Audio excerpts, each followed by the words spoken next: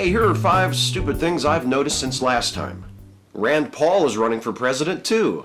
If you're deeply afraid of women, LGBT folks, people of color, and immigrants, and if your greatest pleasure in life comes from judging people with EBT cards for what they buy at the grocery store, have I got a presidential candidate for you.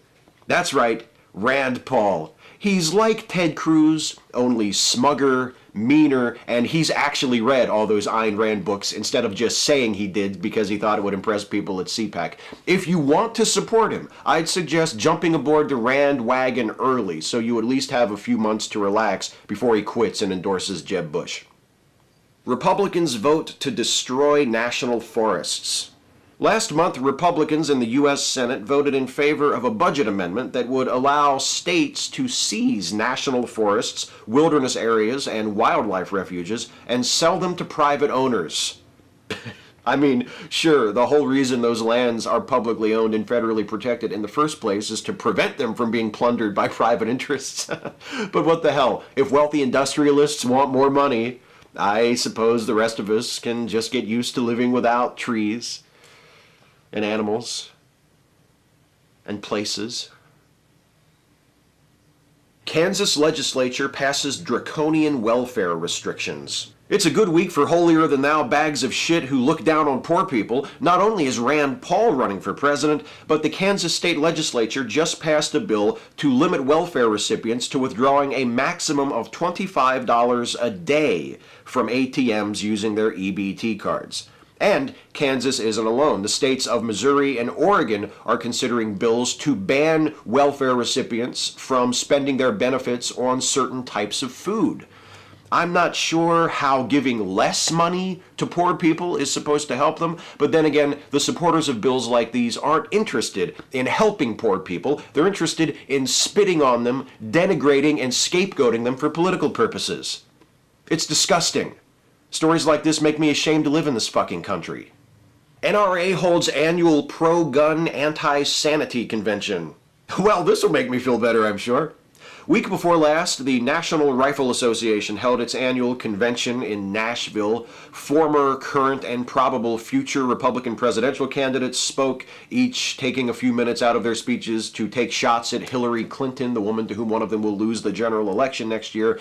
And Wayne LaPierre, the mayor of Amityville himself, gave the kind of deranged, paranoid address that we've come to expect from him, warning that President Obama is going to try to destroy our freedoms before he leaves the White House, making way for the coronation of Hillary Clinton as his successor. Oh, and still on the subject of Obama and Clinton, Wayne said that 8 years of a quote-unquote demographically symbolic president is more than enough, which was just straight up fucking racist. Okay, the black guy had his turn. Now stand aside, woman, and let us white men take back over. Thank you very much. This man leads the most powerful special interest group in the United States. My country's gun laws are essentially dictated by him. I do not feel better. White cop, unarmed black person, etc., etc. Okay. Let's look on the bright side.